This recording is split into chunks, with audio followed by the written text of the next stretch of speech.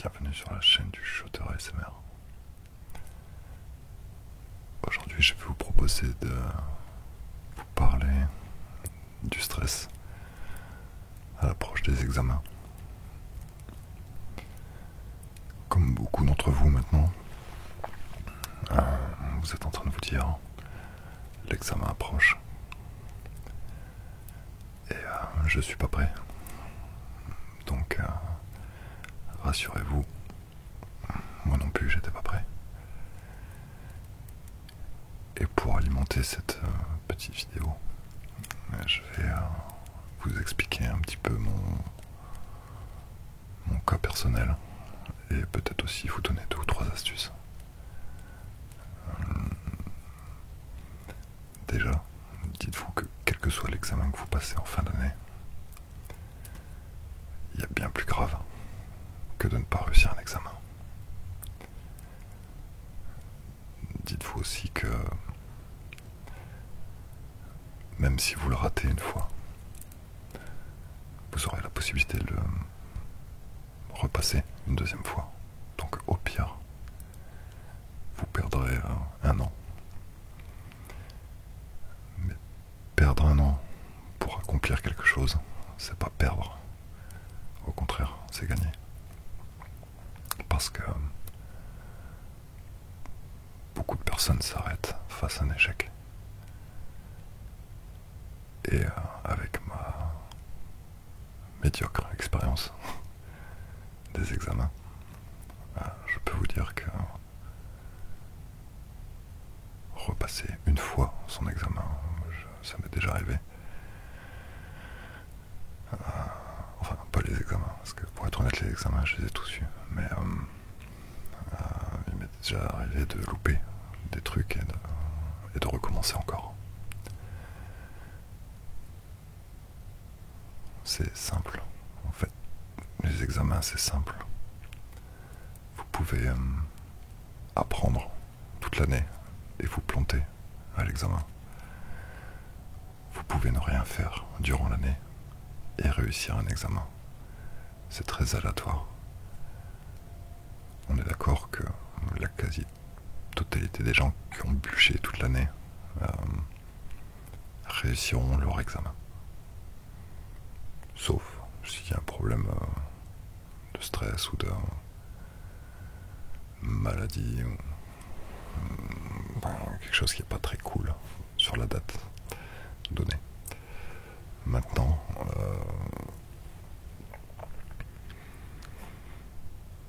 pour ceux qui ont travaillé toute l'année, il n'y a aucune raison de stresser. L'examen, c'est juste une date, une clé pour ouvrir une porte, pour ensuite faire un long chemin pour arriver encore à une autre porte. Et il faudra trouver cette clé. Je suis l'exemple vivant de la personne qui a passé plein d'examens pour faire quelque chose et qui aujourd'hui ne fait absolument pas ce qu'il avait prévu de faire à la base, c'est-à-dire il y a très longtemps. La vie est une succession d'étapes et de portes qu'on passe. Et des fois, ce sont des personnes qui vous donnent les clés. Vous n'êtes pas forcément obligé de les trouver vous-même. Tout ça pour vous dire quoi? Que vous soyez en BEPC, en bac pro, en thèse, en master, en doctorat. Faites au quotidien, toute l'année, ce qui vous semble la chose la plus simple. C'est-à-dire de retenir les choses. Vous passez votre vie à retenir les choses. Ça forge votre caractère, ça a des incidences sur les choix de vie. Je vais vous donner un exemple simple. Pourquoi vous avez peur d'un examen? Parce que vous pensez que vous n'êtes pas prêt, parce que vous n'arrivez pas à retenir. Pourquoi? Je vais vous donner un exemple. S'il y a une musique qui passe à la radio ou à la télé, vous avez longtemps Et vous allez vous dire, celle-là j'aime bien, celle-là j'aime pas. Vous allez la réécouter une deuxième fois. Peut-être dans une, je sais pas, une station de métro, dans un centre commercial, dans un bus, dans la voiture, peu importe. Et vous allez réentendre cette musique. Et vous allez toujours vous dire, celle-ci j'aime bien, celle-ci j'aime pas. Une autre fois, vous allez l'entendre encore pour la troisième fois. Et vous allez toujours vous dire, celle-ci j'aime bien, celle-ci j'aime pas. Vous allez vous faire une idée déjà de ce que vous aimez ou ce que vous n'aimez pas. Mais en tout cas, vous allez retenir la musique et la mélodie. Une mélodie, c'est aussi compliqué qu'un texte. Retenir une mélodie, c'est 2 fois plus compliqué qu'un texte, parce que c'est un son. On n'a pas tous l'oreille pour entendre une mélodie, mais on est presque tous capables de la reproduire, même si on chante faux. Alors qu'un texte, c'est composé de mots, de phrases, de verbes, de COD.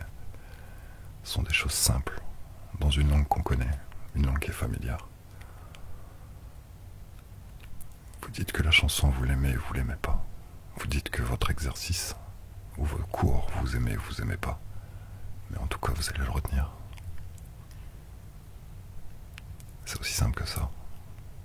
Un examen, c'est reproduire ce que vous avez entendu ou ce que vous avez vu. C'est exactement pareil. Un exemple un peu plus concret. Au même titre qu'une musique, vous allez tomber sur un exercice que vous n'aimez ou que vous n'aimez pas. Vous allez relire cet exercice. Soit vous l'aimerez, soit vous ne l'aimerez pas. Vous allez relire une 3e fois cet exercice. Là, vous aurez une idée assez précise sur le fait que vous l'aimez ou vous ne l'aimez pas. À ce moment-là précis de l'exercice ou de l'exposé, dites-vous, j'aime ce texte ou j'aime pas ce texte, j'aime ce sujet ou j'aime pas ce sujet. Peu importe le choix que vous ferez, parce que de toute façon, vous allez le mémoriser. Vous comprenez ce que je veux dire? Une mélodie, que vous l'aimiez ou pas, elle va rentrer dans votre tête et vous allez l'avoir en tête. Pour une raison qui va vous être totalement... Ça va pas être perceptible pour vous, vous n'allez pas vous en rendre compte. Vous ne vous en rendez pas compte, de toute façon. C'est le principe même de la mélodie. C'est quelque chose qui est lancinant et qui reste dans votre tête. Un exercice, un boulot, le bac, peu importe. Vous devez le décortiquer de la même façon. Vous n'aimez ou vous n'aimez pas. Si vous aimez, ça sera beaucoup plus simple à retenir. Vous allez vous imprégner du texte. Vous allez vous imprégner de l'idée, des caractéristiques de l'histoire, des phrases clés, des mots peut-être. Et si vous n'aimez pas cet exercice, vous ne l'aimerez pas parce qu'il y aura toute une succession de choses qui feront que vous ne l'aimerez pas. Mais en tout cas, toutes ces petites choses seront retenues. Donc je vais vous donner une astuce. Que vous aimiez ou pas cet exercice, pour être prêt à un examen, retenez les choses essentielles, comme une musique. En musique, vous avez un thème, un couplet, un refrain, encore le couplet et encore le refrain. Ça, c'est une musique basique, c'est une construction de mélodie. Un texte, vous allez avoir une intro, un développement et une synthèse ou conclusion. Si vous développez ce texte-là, ou peu importe ce qu'on va vous poser en examen, si vous apprenez suffisamment les choses à l'avance, sans forcément retenir mot par mot, vous allez comprendre votre texte et vous allez pouvoir réexpliquer ce que vous avez aimé ou ce que vous n'avez pas aimé. Apprendre, c'est ça. On apprend des choses cool. Et des fois, on apprend des choses qui sont pas très cool. Mais si vous mettez un peu d'intérêt dans ce que vous faites, comme écouter de la musique, comme regarder un film, comme regarder le journal télévisé, comme regarder des clips, des émissions de, je sais pas, de télé-réalité, enfin, trucs comme ça, quoi, à la con. Vous êtes imprégné par ce que vous regardez. Est-ce que vous écoutez parce que ça vous intéresse? Parce qu'à un moment donné, il y a quelque chose qui va retenir votre attention. Dans un journal télévisé, vous allez entendre peut-être une info qui va être dramatique, avec un nombre infini de morts. Et ça va éveiller votre curiosité. Donc forcément, vous allez y prêter attention. Et ce petit détail qui va durer 5 ou 6 secondes, vous allez le retenir pour l'éternité. Je vais vous donner, encore une fois pour vous justifier ce que je dis, un exemple très simple. Vous connaissez les États-Unis, vous connaissez New York, vous avez déjà vu des avions, vous étiez au courant du terrorisme bien avant par exemple le 11 septembre. Mais tous ces petits sujets bout à bout ont fait l'incident dramatique qu'on connaît tous. Ma question va pas être sur le fait que oui ou non c'est bien, c'est pas bien, c'est dramatique, évidemment que c'est dramatique. La question que moi je vais vous poser, c'est quand ça s'est arrivé, le 11 septembre 2001, vous, qu'est-ce que vous faisiez à ce moment-là? Qu'est-ce que vous avez fait précisément au moment où vous avez entendu parler de ça, quand on vous l'a appris? Je suis sûr que vous tous, vous en souvenez. Tous, sans exception. Pourquoi je vous donne un exemple aussi fort? Parce qu'à un moment donné dans votre journée, on vous a interpellé sur quelque chose alors que vous faisiez un détail, quelque chose d'usuel, quelque chose de simple, de quotidien. Il y a eu une information importante qui est arrivée dans vos oreilles, qui a suscité toute votre attention. Forcément sur un incident déplorable et dramatique. Si vous faites la comparaison avec un exposé que vous devez apprendre, essayez d'y mettre le même,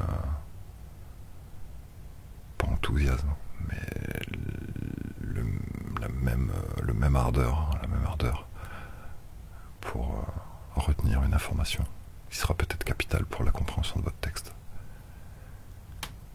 C'est-à-dire qu'un texte qui est tout simple pour vous, qui est très chiant, parce qu'il faut dire les mots à un moment donné, chiant, essayez de fixer dans le texte un élément capital, quelque chose de très important. Inutile de vous taper les 50 pages de l'exposé. Faites une petite lecture rapide. Essayez de visualiser assez rapidement les éléments forts du texte. Et concentrez-vous sur ces détails-là. Juste ça. Après, vous avez plein de moyens, des moyens mémotechniques, des dates, des choses comme ça. Essayez toujours de vous focaliser sur un petit détail qui fera toute la différence sur la compréhension de votre exercice. C'est super important. Là, je viens de vous donner un exemple qui est fort en parlant du 11 septembre. Et je suis sûr que pourtant ce que vous faisiez à ce moment-là était anecdotique. Quelque chose de... Voilà, vous faisiez ça tous les jours, enfin sans vous en rendre compte. Mais par contre, ça ne vous empêche pas de le retenir. Et pourtant, c'était il y a bien longtemps. Et vous revoyez encore les images. Et vous revoyez les scènes, etc., etc. En même temps, on vous a fait du matraquage. Mettez dans vos compréhensions de texte une petite pincée d'attention. Soyez attentif à ce que vous lisez. La compréhension des choses, en fait, va vous faciliter la donne de 80%. Je vais vous donner un exemple qui est complètement à l'inverse de ce que je viens de vous citer. Combien y a-t-il de personnes dont vous, on est d'accord, dont vous, qui, à un moment donné, vous avez dû lire un texte quelque chose, retenir une histoire. Combien de personnes d'entre vous se sont arrêtées au milieu de la page en se disant « je lis, mais je retiens pas ce que je lis ». Et combien de personnes d'entre vous ont recommencé le texte? Moi, ça m'est arrivé des dizaines de fois, des centaines de fois, des milliers de fois. Je lisais un texte qui m'emballait pas du tout.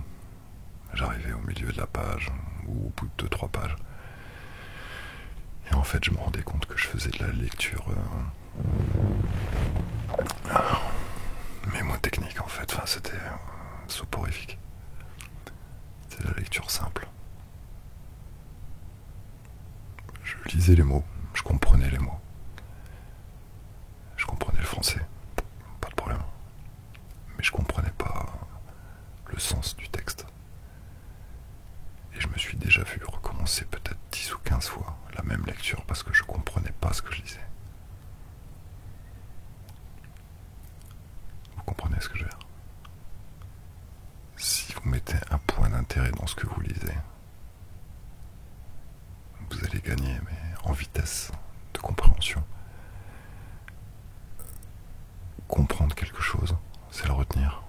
Et comprendre quelque chose, c'est beaucoup plus fort que de s'imposer une lecture, justement, qu'on comprend pas. Donc, quel que soit l'exercice que vous avez, même une formule de mathématiques, une formule simple, ou même compliquée, essayez de comprendre les choses, élément par élément. Fixez votre attention là-dessus. C'est super important. Vous stressez pour les examens. C'est normal. Tout le monde stresse. Tout le monde a peur. Tout le monde a peur de perdre, d'échouer et de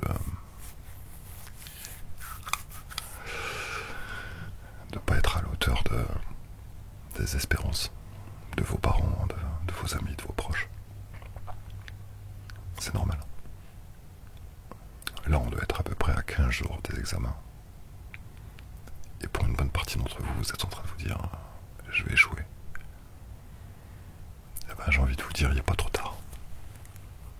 Parce que moi, j'ai fait pas mal d'études dans plein de choses. Et une semaine encore avant les examens, je me souviens que c'était une catastrophe. Parce que je savais absolument rien. Et j'avais absolument rien foutu de toute l'année. Ou des 2 ans. De cours. J'allais en cours quand j'avais envie. Enfin, j'avais mes cahiers qui étaient presque vides. Et j'ai quand même eu mon examen. Et là, vous allez vous dire, mais comment t'as fait? Alors, j'ai pas triché. Enfin, en tout cas, pas celui-là. Mais j'ai ouvert mes bouquins suite à ce qu'un prof m'a dit. Et encore une fois, c'est un prof de musique qui m'a expliqué ça. Comme quoi, la musique explique beaucoup de choses. Mon prof de musique m'avait dit à l'époque, tu peux jouer d'un instrument seul. On va t'entendre. On devrait te comprendre. Même si tu joues faux, on va comprendre ce que tu joues. Bon.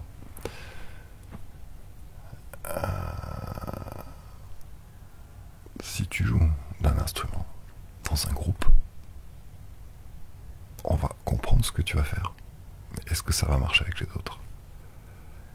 Parce que chaque personne va avoir une compréhension différente de la musique et de la partition qui va être donnée, ou même du son qu'on va vouloir reproduire. Et il m'a expliqué que pour bien jouer, pour bien appliquer un exercice ou une donne, il faut comprendre ce qu'on joue, il faut comprendre ce qu'on fait, et il faut comprendre comment l'autre va le recevoir. Il m'a dit, tu auras beau travailler toutes les partitions du monde, si tu comprends pas ce que tu fais, tu vas jouer mécaniquement quoi.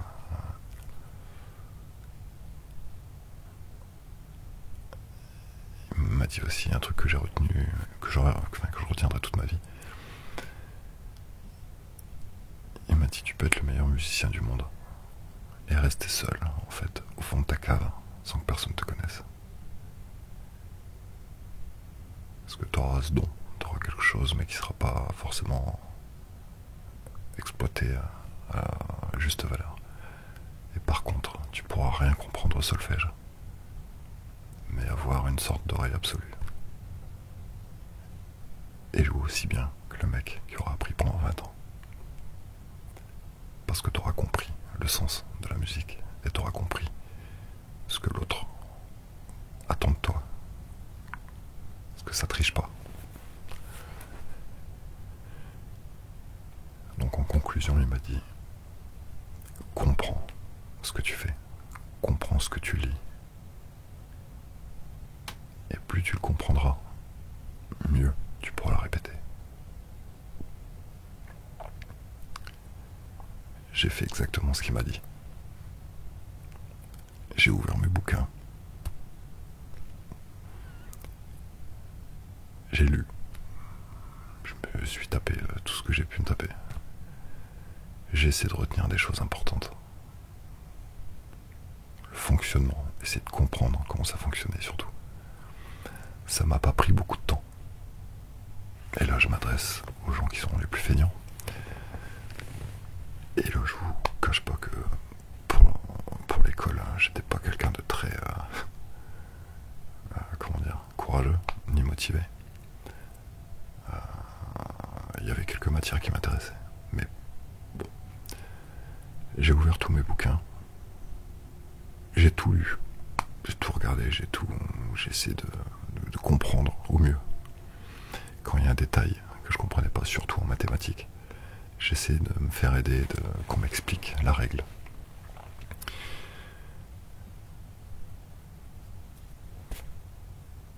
Les mathématiques, c'est quelque chose qui est... C'est un don, c'est quelque chose que... Voilà. Je pense que c'est pas donné à tout le monde, les maths. En tout cas, ça l'était pas pour moi. Mais j'ai essayé de comprendre les trucs. Il y a des choses que j'ai compris et d'autres non. Les choses que j'ai comprises, en fait, étaient basiques. Les choses que j'ai pas retenues étaient forcément beaucoup plus compliquées. Mais en tout cas, j'ai tout lu et j'ai tout regardé avec attention. Surtout avec attention. J'ai essayé d'ouvrir ces bouquins, de les comprendre avec le même intérêt que si je devais ouvrir une partition de musique ou si j'écoutais un morceau de musique. Je me souviens que j'essayais même de mettre des règles en rythme, avec une sorte de rythme. Comme ça. En répétant les phrases en rythme.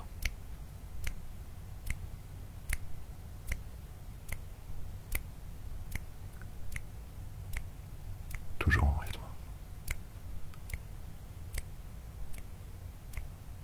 Et je répétais mes règles tout le temps. Des phrases compliquées. L'histoire. La politique. Je mettais tout ça en rythme. Comme si j'écrivais un texte pour une musique. Et avec ce petit rythme-là, j'essaie de focaliser sur la rythmique des phrases et de m'appuyer sur des mots forts. Je retenais pas toute la phrase. Je retenais uniquement le sujet et le point fort avec la date.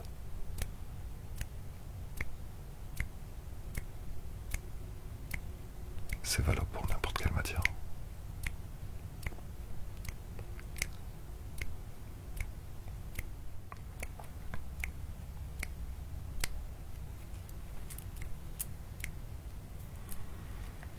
Vous utilisez chaque partie du texte importante.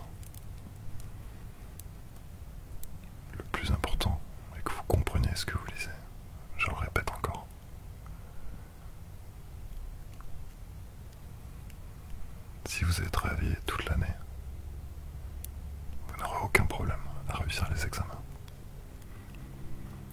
Si par contre, encore une fois comme moi, vous vous y prenez au dernier moment,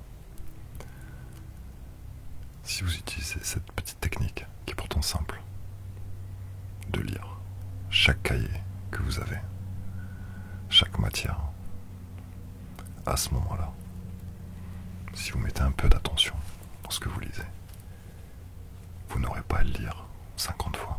Vous pouvez le lire une fois ou deux, pas plus. Faites de la lecture rapide. Dégagez du texte les éléments forts, les éléments clés pour la bonne compréhension. Si vous avez du mal à vous concentrer pour ce petit exercice, ce que je vous propose, c'est quelque chose de très simple. Vous prenez des bouchons ou comme des boules caisses et vous vous mettez ça dans les oreilles. Vous allez voir que tout ce qui est autour de vous va disparaître. Le son n'existera plus. Et quand vous lisez votre texte, lisez-le d'une voix claire et distincte pour que le son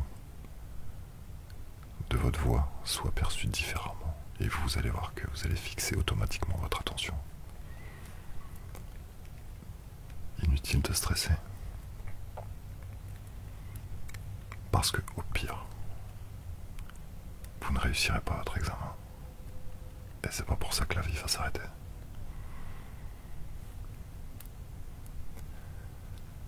Prenez un stabilo, prenez votre texte ou vos cours et surlignez les éléments qui vous paraissent le plus importants pour qu'encore une fois, votre cerveau lise le texte avec des éléments forts. Le cerveau retient plusieurs choses. Votre cerveau peut retenir des formes, des odeurs, des sons, la géométrie.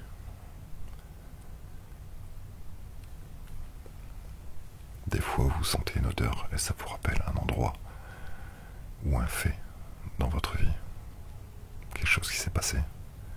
Ça, c'est votre cerveau qui l'analyse.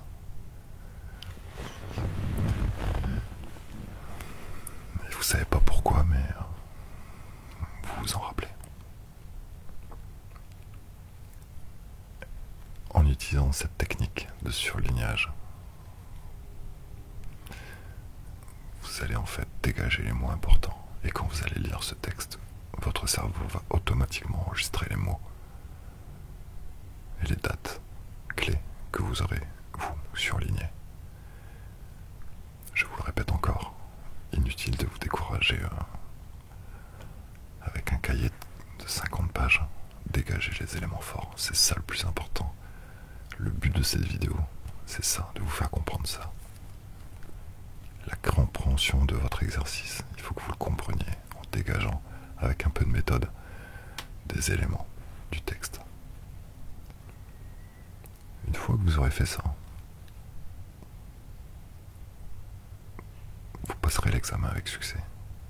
Vous aurez peut-être pas un 15 ou un 18, mais en tout cas vous aurez au moins la moyenne. Prenez tous les sujets de vos cours de toute l'année. Essayez de repotasser un peu tout ça et de faire cette technique. Je vous garantis que ça fonctionne. Mais encore une fois, il faut y mettre du vôtre. Juste pour une fois. Juste une fois.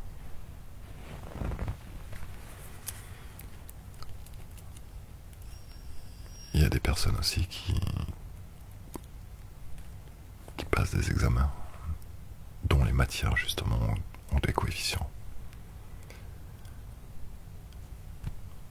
Le truc le plus simple à faire, si vraiment vous voulez réussir votre examen, et que vous êtes pris par le temps, parce que subitement, ça y est, vous vous dites merde, j'ai mon examen dans 3 semaines, dans 1 mois. Si vous avez des matières à coefficients, appuyez-vous là-dessus, quoi. Travaillez sur ces matières à coefficients. J'ai presque envie de vous dire, laissez les les matières à coefficient 1 ou 2 de côté. Tant pis pour vous. Tant pis pour la matière. Appuyez-vous sur le coefficient le plus fort, parce que c'est ça qui va faire toute la différence dans votre note et dans la réussite de votre examen. Travaillez essentiellement sur ces coefficients. Je sais que moi j'ai eu un examen important parce que j'avais une matière qui avait un coefficient 12.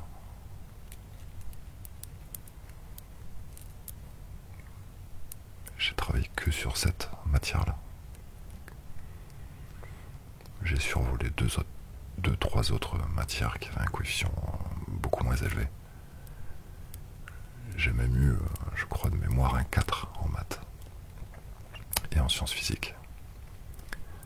Mais par contre, dans ma matière entre guillemets principale, j'avais un coefficient 12 et j'ai eu 17.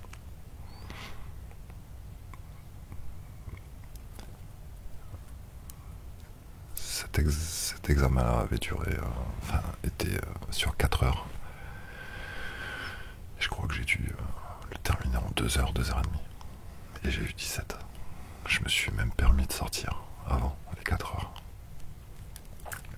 Et j'ai eu 17. Et j'ai eu mon examen. Avec un 4 en maths et en sciences physiques. Donc voilà, évidemment l'idée ça serait quand même de tout retenir. Mais je suis pas dupe. Je sais que beaucoup d'entre vous font ça à la va-vite. Et découvrent qu'il y a un examen 3 semaines avant. Donc c'est une petite technique qui, je vous garantis, fonctionne. Mais encore une fois, quelle que soit l'issue de cet examen, je répète encore et je vous le garantis que la vie fait que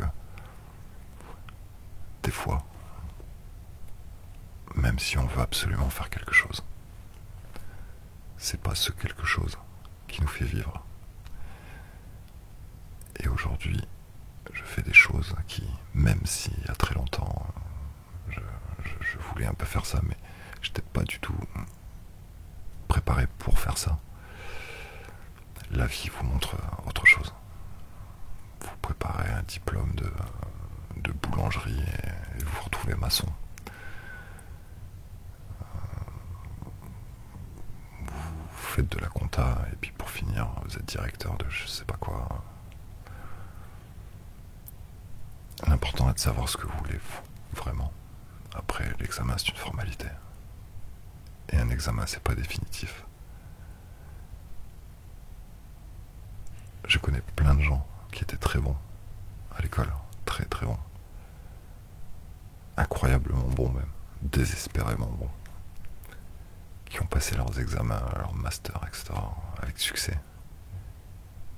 Et qui aujourd'hui font complètement une chose complètement différente de ce pour lequel ils étaient destinés. Parce que c'est la vie qui est intervenue à ce moment-là. Les gens, les rencontres, les voyages. À un moment donné, vous aurez beau faire peut-être bac plus 5 ou bac plus 2, peu importe. Vous allez vous retrouver dans quelque chose de complètement différent qui, pour le coup, n'aura pas eu besoin d'être étudié ni potassé.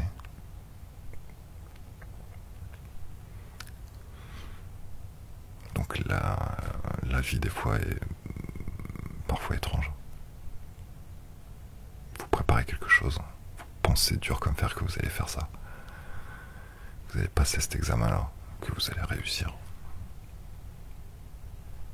Et 5 ans plus tard, vous faites quelque chose de complètement différent. Complètement différent. Et vous pouvez pas l'expliquer. C'est comme ça. Parce que vous évoluez.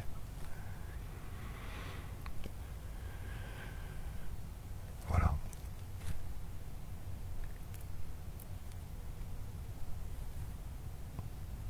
Les gens qui vont voir cette vidéo vont se dire mais qu'est-ce qu'il raconte ? Je raconte juste mon expérience. Et j'ai observé ce qui se passe autour de moi. Et je pense pouvoir être capable aujourd'hui de dire que même si j'avais voulu il y a 20 ans faire quelque chose, je pense qu'aujourd'hui j'aurais quand même fait ce que je fais aujourd'hui. Parce que c'est comme ça. C'est la vie qui m'a formé, entre guillemets. J'ai eu une instruction. Mais après j'ai fait un choix. Et vous réussirez de toute façon à faire ce que vous voulez. Ce que vous voudrez. Juste en y mettant un peu d'entrain, d'ardeur.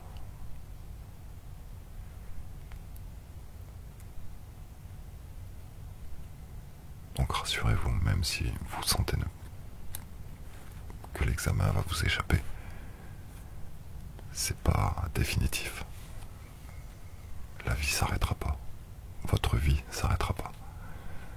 Ça va être très chiant sur le moment, ça c'est clair. Vous allez peut-être même redoubler, c'est possible. Vous allez peut-être recommencer cet examen-là, ça va vous reprendre 1 an, ou peut-être 2, c'est possible. Mais rien n'est figé, jamais rien. C'est ça la beauté de la vie, c'est que tout bouge tout le temps. Pour le meilleur et pour le pire.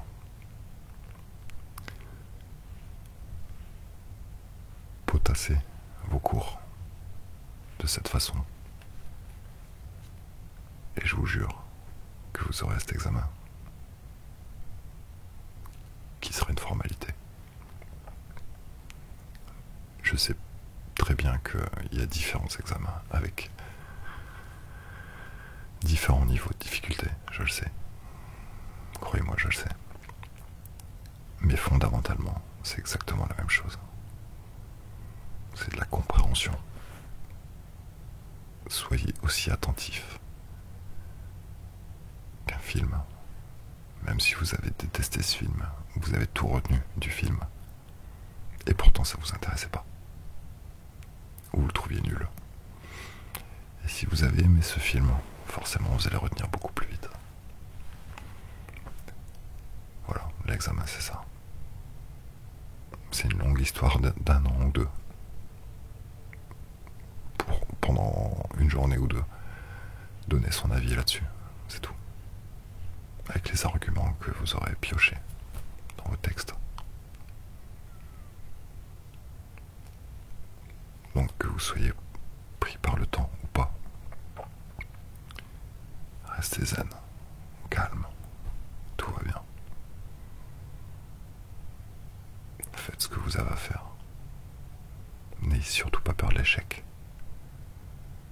C'est l'échec qui va vous tétaniser sinon. Prenez vos textes, lisez-les, essayez de les décortiquer rapidement pour en faire une synthèse. Une fois que vous avez bien compris ça, réouvrez vos livres la veille de l'examen, juste pour lire. Avec de l'attention évidemment, juste pour lire. Et ne vous angoissez pas. Toutes les personnes qui réouvrent leur bouquin la veille de l'examen ou le jour même sont convaincus qu'ils vont rater, alors que pour la majeure partie ils réussissent. Donc que vous ayez 12 ans, 13 ans, 15 ans, 20 ans, c'est exactement la même chose. Comprenez l'exercice.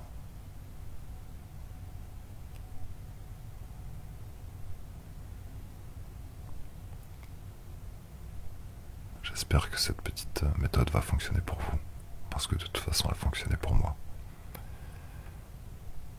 Et elle fonctionne sur plein d'autres personnes, et sur des gens qui sont même spécialisés là-dedans, dans les compréhensions de texte. N'hésitez pas à me mettre un commentaire dans cette petite vidéo. Dites-moi aussi si ça vous a servi. Si vous l'avez fait scrupuleusement surtout. Si ça vous a servi. Et si pourquoi pas vous avez eu un résultat positif justement avec cet examen.